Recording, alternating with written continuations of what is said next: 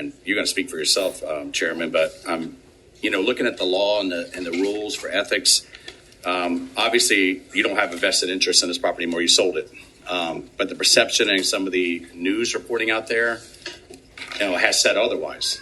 You know what I mean? So, and when you read the statute, it says if there's any perception of something inappropriate or unethical, that you should recuse yourself. So you're not recusing yourself in this item? So I think what's important is Mr. Jobin needs to answer that question, because when I spoke to him, because I have no vested interest in the property or financial interest in the property that I'm required to vote on. If Mr. Jobin says otherwise, I'm happy to recuse myself. But the issue that came up with ethics was, and I'm happy to be transparent about this and talk to you about it from the beginning, because I think it's important to do. I was contacted by a realtor in Brooksville that said that they had somebody interested in my building. I asked who it was, and they said they were under NDA. They couldn't tell us who it was. They went down the line. They were interested in the building. An LOI was prepared. That LOI was then sent to the county attorney's office, because it was the county that was looking at the building. The county attorney then reached out to me and asked me if I was okay with this. First of all, because it's an ethics violation in state statute to actually lease or sell real property to a board that you sit on, which at the time I thought, well, if I just recuse myself from the vote, what's the problem? I can, I have a financial interest in it. I could probably lease it to the county. Well, that was not the case, is what the attorney told me. So at that point in time, I told the county that I was not able to lease the building to them, and that they would have to find something else. And that's when I received an offer from Mr. Buckner to sell the building. I even conferred with the attorney at that time to make sure that everything was up to par and that there wasn't any issues with that. And if this comes up, and Mr. Jobin can answer in a second, if this comes up and you stay, I'm gonna be asking questions of you kind of as a witness, because there is some stuff that I know is true, especially with the previous committed, I know it's a verbal commitment to another tenant for substantially less lease payment. And that was in effect, according to the lessee that you were going to lease to, up until they heard you sold the building. But this is what I'm told, and I'm told right from their mouth. They told me this. So that's the kind of stuff that's going to come up. Yeah. It looks bad. No, I understand. I understand that perception. And to me, and I'm not going to tell you what to do. You're your own man. Right. But if it was me, I would have recused myself. I asked them for a signed lease in December. They weren't able to do it. And then I had this opportunity arise. So a news outlet, but I responded to them and said, if there was a complaint that was filed, I look forward to that. Again, Mr. Jobin, am I able to recuse myself? You can, not you must. You can recuse yourself if you think it would objectively look to a straw person that there was a potential ethics issue or conflict. Part of the perception, when I look at this and, the timeline, when you sold the building and it was immediately put on the agenda and you were notified before the sale of the building because, you reached out, you thought you could recuse yourself, as you just stated. And all these timelines, it just looks bad. And it may just all be a coincidence. I understand. Well, no, but it looks bad. I guess at this point, there's just no way I'm voting for this. Not a chance. So if you guys are considering it, then I'm going to go through everything that I've learned over the space needs, et cetera. But I'll also will be bringing up, what it looks like perception wise. It's been a blogger online, putting this stuff out there, who has political motivation to make me look bad. So it's you like to use this word. I know President Trump likes. It's a political mission. Besides the appearance, and we talked about that, right? So take out your word. Obviously, you're going to vote on this, so you don't feel like there's any conflict. I believe there is a conflict. I believe the personal relationship you've had with the Buckner family and stuff creates a conflict. I believe the fact that that you spoke to the attorney about leasing the building prior to selling it, and the fact that Buckner is our broker for the county. I think all of that on the surface looks really, really bad. What's really concerning is the expansion of government and the fact that the lease is about 40% higher than what you were going to lease it for to the private sector. And you can dispute any of this if you like, but I mean, it's about a 40% higher. So, that we see a piggy bank, it's a government, let's just spend the money. But at the same time, you have a relationship with them, and I mean, you've been seeing in pictures, hunting and stuff like that with Buckner's son, correct? Oh, So, yeah. I mean, it looks like it, you know what I mean? I'm just talking about perception. I'm not saying any of it's true. As well as I had some anonymous sources call me from within the department, and I also spoke to Mr. Corbat about this, that work within IT, and the words were that I was bamboozled. And I said, well, I don't get bamboozled very easy.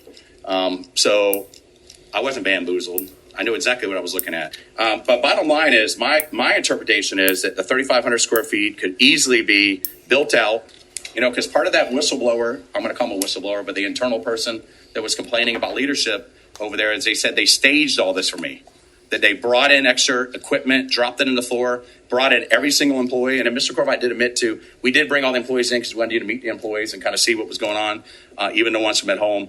But these people that work within the department told me that this is all orchestrated. And when I left, the words, according to them, George said, I hope that worked. Oh, the other thing that I was told was that IT doesn't like to go through security. Okay, we're going to go to Mr. Jobin, and for the record, I'm sitting as chair currently. Yes, I'd just like to state for the record that based on the prior discussion earlier, the chairman has recused himself from this voting matter, which is why he's absented himself from the room. I will also point out that depending on how the board wants to go, you need 3 votes to approve the lease. So I don't know how, if there's not 3 votes, much time you want to dwell. Mr. Jobin, what happens if there's a 2-2 vote?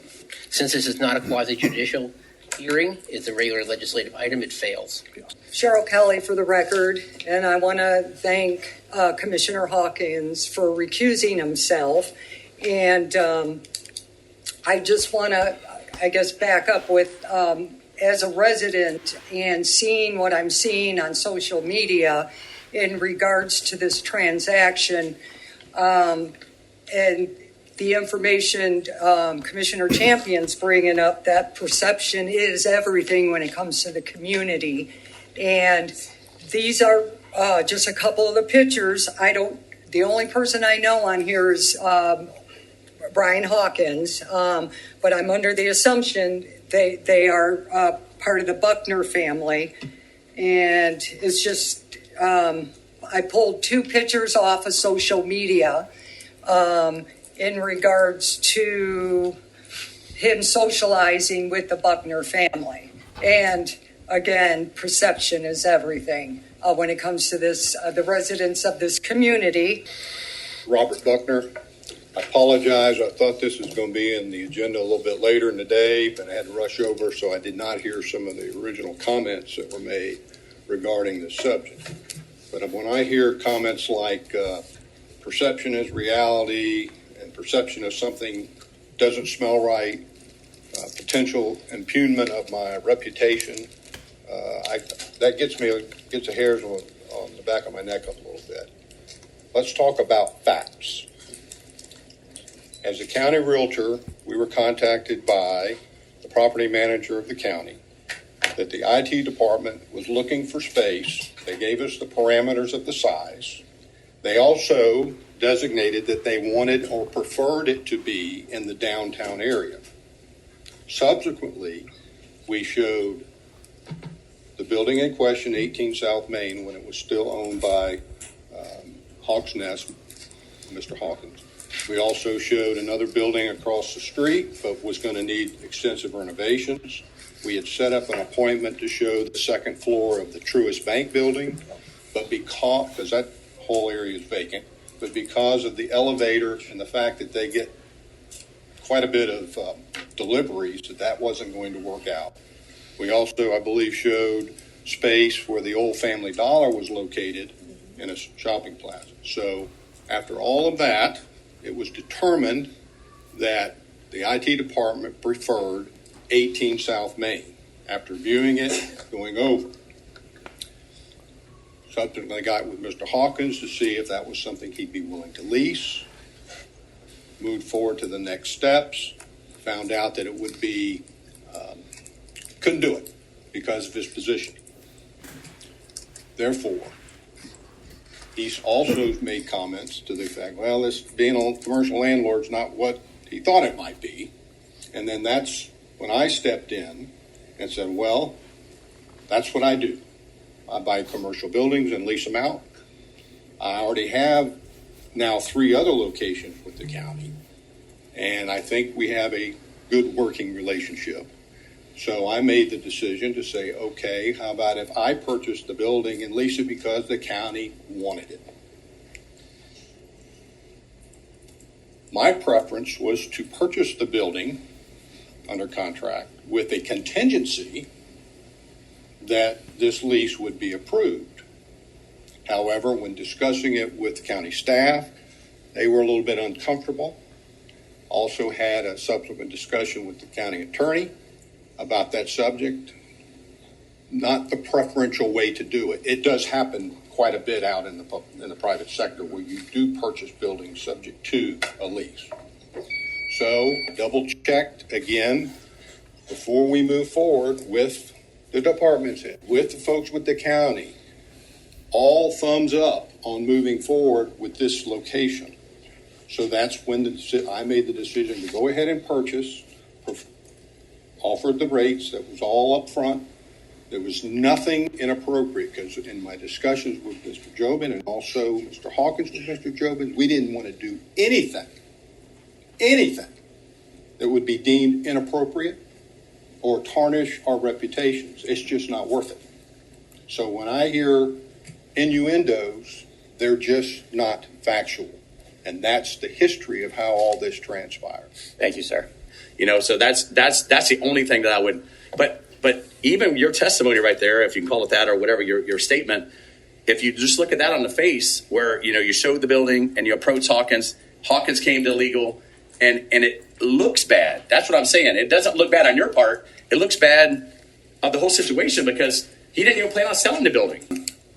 And I appreciate where you're coming from, Commissioner Champion. I think sometimes where the wires get crossed is when you say things like you go on a long list of attacking somebody's character and then say things like, I'm taking you at your word. Mm-hmm. So that's where the things kind of get mixed. And I attacked the character. I was talking about facts. Everything I said was a fact. Okay. It was a fact that it was going to be leased to a private individual. It was a fact that it was known by him. It was a fact that it was brought to his attention to lease it for the county. All of these things are facts. There's nothing on there that I told was a hearsay. It was real. There's witnesses. She intended to lease it up until the day he sold it, and it was not even told to her, right? Of the couple that was going to lease it, the business that was going to lease this. Anonymous, but there's ways to go about that. Let me clarify. I called Doug right away, spoke, and I have the names. If there was like an ethics violation, something, and they called me, I can give them the names. I've got the names. So it's not, it's coming from a person. They just don't want to be disclosed right now. If we have to, we have to. Right. Okay. In the meantime, you try to slip through projects that the people voted down, this economic development plan that we've heard from Mr. Rogers every meeting since then. You put it in there after we can't even talk about it, and you're trying to put something through that the people voted down, and you're trying to find other ways to spend money on it, other ways to pay for this crap. We don't need it. Mr. Champion is absolutely right. The people are tired of the taxes that we're paying to live in this county, which is underserviced, poorly managed, terribly managed, and it's got to end. So we're going to start with restoring free speech here in this county, and we're also going to be. I think Mr. Hawkins, as I said in my letter, you should resign. You were involved in a conflict of interest. You knew damn well what you were doing. Everybody and his dog, nobody out here is stupid. We can all see what you were doing with that building, you and that other fella in this county. It was a sole source procurement without due diligence.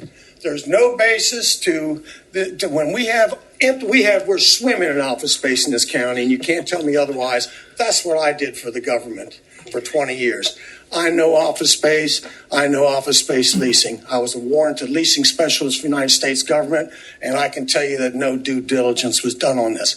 You slipped it in when you thought nobody would be there. But you know that what's really backfired on you, Mr. Hawkins, is that you've caused us to watch you even closer than we did before.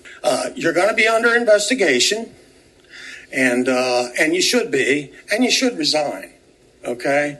And I thank you for your principled stand, Mr. Champion, on that day when they would have voted for it. They would have voted for it. And I hear that it voted down 4-0 this morning after you recused yourself, as you well should have done.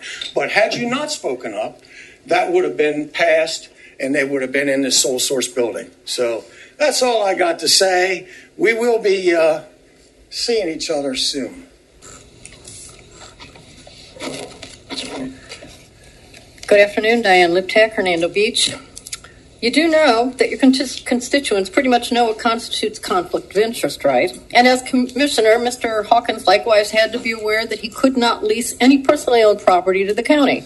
But he tried, and when that failed, he sold the same property to Mr. Robert Buckner, president of the Brooksville Vision Foundation and 35-year owner of Buckner Real Estate Agency, who may have bought it contingent upon its possibly being a sole source lease for the county's IT department expansion. Commissioner Hawkins should not have transacted this sale to anyone that gave even the appearance of complicity in such an obvious deal. A county commissioner is, to the best of my knowledge, required to abide by the same rules and laws of this county and state that the rest of us are, and to represent the expressed interests and needs of their constituents, not their own, even by appearance. So I'm very disappointed that this board even allowed the J3 lease issue to be on the agenda 2 weeks ago, let alone have been considered for continuance to today. Mr. Hawkins did finally today recuse himself from the lease issue. But perhaps I'm missing the point, and this issue is just the tip of a yet-to-be-expressed iceberg, which led to the suppression of our First and 14th Amendment rights since December 17th. This issue, in conjunction with the furtherance of this board's intent to continue to implement your economic development plan, in spite of the public's rejection thereby by vote in November, the likely point behind the suppression of our freedom of speech. For these reasons, I hereby request Commissioner Brian F. Hawkins to resign and to serve this federal summons upon him. Awesome. Thank you. You can hand it to the attorney. Thank you. Yeah.